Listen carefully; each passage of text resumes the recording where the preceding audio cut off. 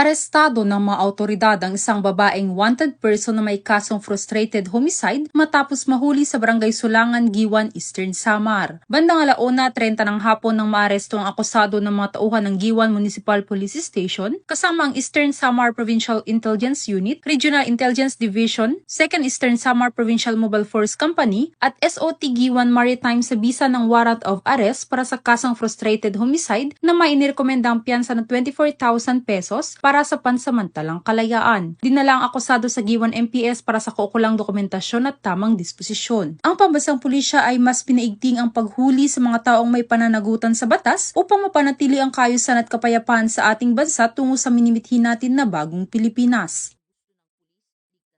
Mula dito sa Tacloban City, ako ang inyong BNN correspondent, Patrol Human Flores, alagad ng batas, tagataguyod, balitang please.